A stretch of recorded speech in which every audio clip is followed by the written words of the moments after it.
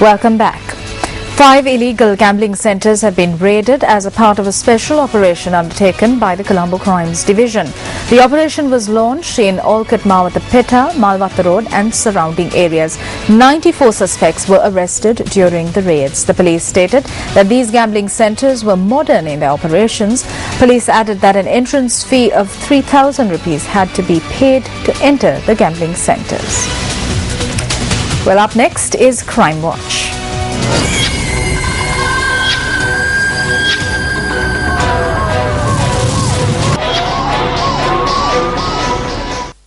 The police launched investigations into the death of an individual close to the Vihara bridge in Vellavatta.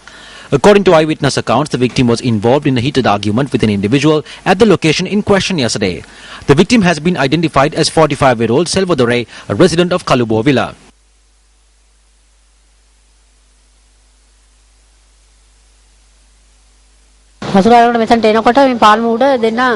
I arrived at the location and found out that both the victim and another were having a heated argument. One said to hand over the other's identity card. The other queried as to why he must give his ID, as he was a resident of the area. The other slapped the man. He fell over the bridge. They were involved in a fist fight thereafter.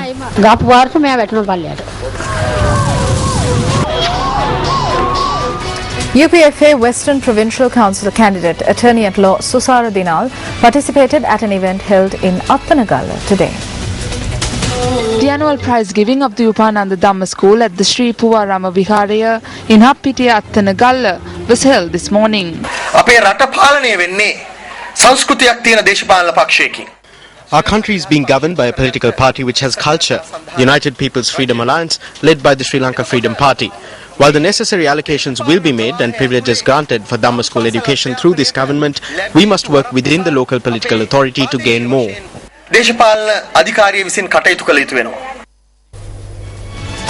Police media spokesperson SSP Ajit Rohana says that an investigation has been launched into the fire which broke out at the 101 estate in Vallampitiya.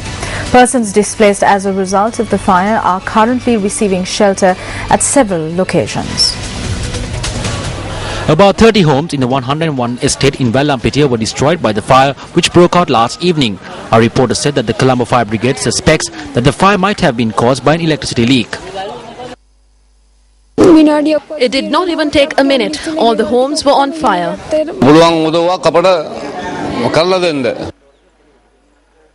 Western Provincial Council candidate S.M. Marikar visited the area today and inquired into the well-being of the people. The children who lived in these gutted homes have lost everything. They have lost their books, their uniforms and everything else. During elections, we spent hundreds of thousands of rupees on campaigning. I have decided to use the money I had set aside for my campaign to assist in the education of these children by providing them with the necessary uniforms, books and bags. I want to enable them to return to school from tomorrow. The leader of the Janasata Peramuna, Venerable Bhattara Mulle Silaratana Thera, visited the Paramadar Moda Vihare in Vallampitiya last night, where those displaced by the fire are being given shelter and distributed clothing among them. In truth, the Mahasangha are a group who at all times are with the people. At this instance too, keeping in mind the empathy, friendship and kindness of Lord Buddha, we have come to these people to do for them what we can. Well, over the past few days, we have been revealing to you the hidden secrets of the city of Colombo during the rule of the Portuguese, Dutch and the British. Now, tonight on Newsfirst Explorers, we delve into the mighty battle fought between the Portuguese and the Dutch for the control of the city.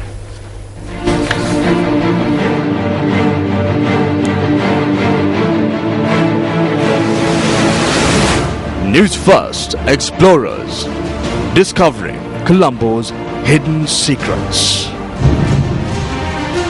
After ruling the coastal belt of Sri Lanka for over a century, the Portuguese faced their biggest challenge in September 1655. 16 vessels with 2,500 Dutch soldiers led by General Gerard Peter Zoon Hulft made port in the Galle harbour. 3 weeks after taking over the south of Sri Lanka, General Hulft and his men loaded their guns to launch their attack on Colombo. The Dutch launched their attack on the Portuguese fort in Colombo, but the attack was futile.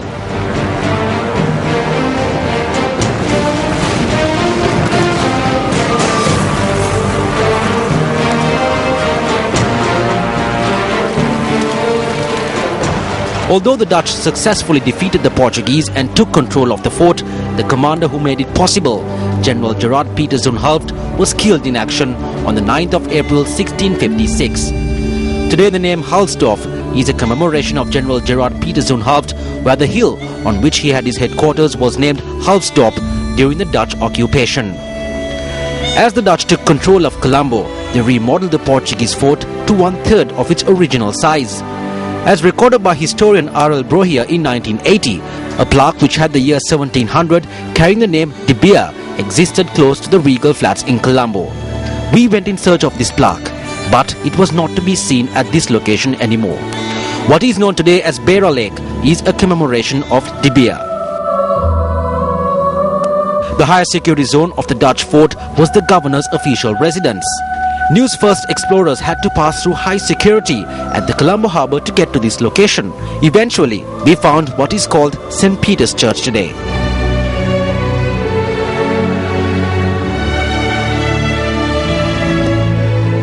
This was the governor's residence, which could be accessed through the corridor between the Grand Oriental Hotel and police headquarters.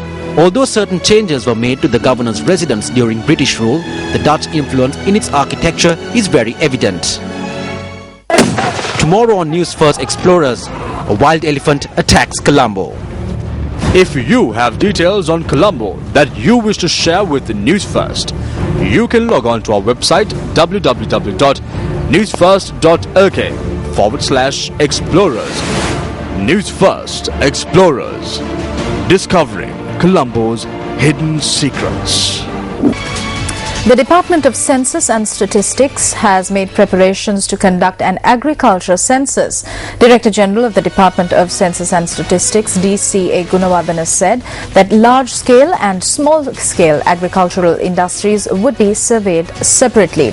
He added that this endeavour will streamline the process of collating industrial and trade service information. Well, a program to create awareness on gender-based violence titled Youth Awareness Program on Gender-Based Violence was held at Trinity College, Kandy yesterday. A large group of students, including Dr. Firdausi Rastam Mehta, a WHO representative in Sri Lanka, and Professor Savitri Gunasekara, who is the Emeritus Professor of the University of Colombo, attended the event, which was a Birendra and Sarika Sirivardhana initiative. This program today took place not because this is a Gyan Satana about Gyan Vaitivasata. As I told you, it is about dignity, respect, and the non-abuse of power. Because violence is nothing more than an abuse of power. So, we have to understand that when you talk of equality, power has a certain, it is about power and how we use that power. We've given you everything, we've told you why, and we've basically laid the platform. Now what we want you to do is to start your own groups, your self-groups, in your communities, in school, at home, get together, think of just one aspect of gender-based violence. It doesn't have to be the entire thing, because you're taking on the world there. Just take on a small part of it, address it, let us know, let this panel know that here to help you, and help us help you, help the world.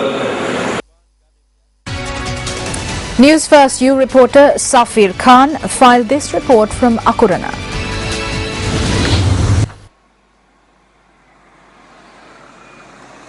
An accident occurred this morning in the Mathura area. The accident occurred when a motorcycle and a car collided. The rider of the motorcycle sustained serious injuries and was rushed to the Mathura General Hospital.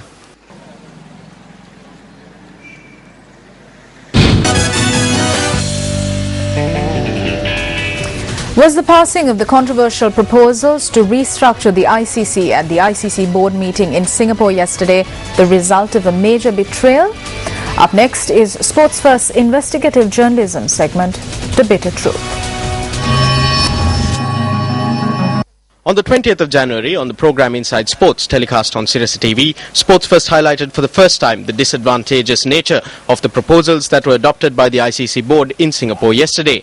Sports Minister Mahindananda Aluthgamage, who was a guest on the program, noted that Sri Lanka as a country is opposed to the new proposals as they were disadvantageous to countries like Sri Lanka. The Minister of Sports also noted that 3 members of the Executive Committee of Sri Lanka Cricket had discussed the proposals with him.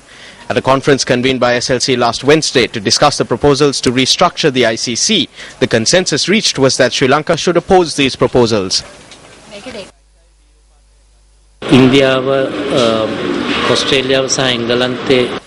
When India, Australia and England get together, they will look at only holding matches where they can increase revenue. When this happens, most probably the number of matches our country plays will reduce. This is something that affects the sport and the country. A lot of things that our cricketers and administrators receive will reduce. In cricket, the slogan of the ICC used to be cricket for all. What are they doing now? It is money for cricket. Cricket for money. We were all of the same voice. The EXCO and all of us were of the same voice, that we were opposed to this. However, despite everyone, from the minister down to the lowest member, being opposed to this proposal, Sri Lanka abstained from voting yesterday. According to a communique issued by the International Cricket Council, Sri Lanka abstained from voting. Sri Lanka Cricket received this proposal on the 9th of last month. The proposal should have been discussed at a general meeting convened for this purpose. However, this is not the case. 3 members of the Executive Committee had met with the Minister of Sports and discussed the proposal. They convened thereafter. Therefore, it can be inferred that Sri Lanka Cricket had not followed protocol. In the country, they say one thing. On the international stage, they say something else. Signs of a great betrayal were indicated to the President by Executive Committee member Shammi Silva via a letter dated the 23rd of last month.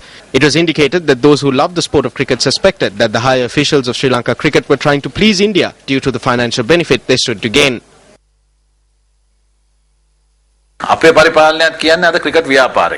administration also says that cricket has become a business. I think we are heading towards an unfortunate state of affairs. I think the President should intervene and there should be an extensive investigation. If not, we will have to say that this government is also part of this and that the Sports Minister has given his blessings for this.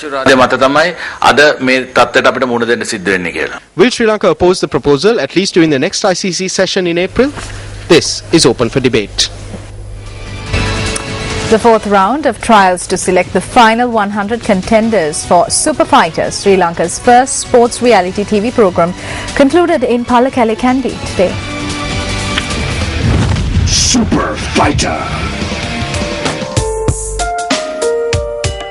The 4th round of trials commenced in Pallekele yesterday with the intention of selecting the best boxers from the Mathale and Kandy districts for the final 100 contenders for Super Fighter.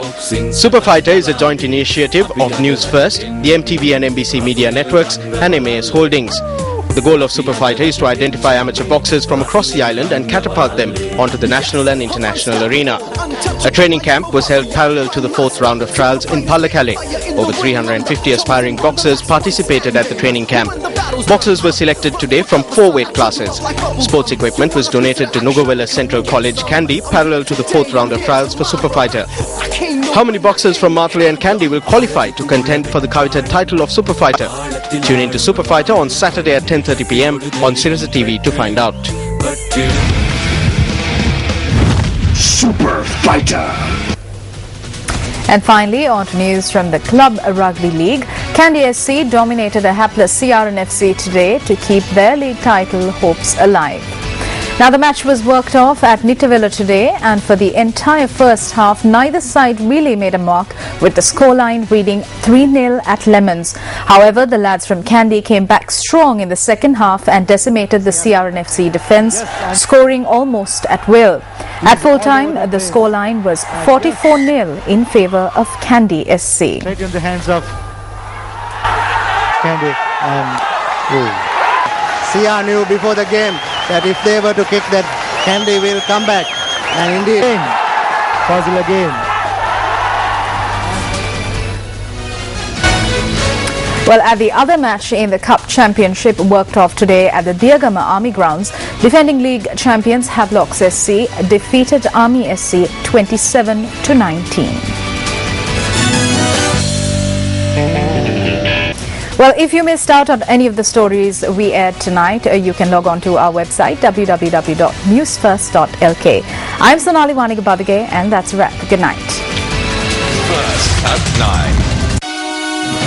Hotline 0114-896-896. www.newsfirst.lk. Feedback at newsfirst.lk.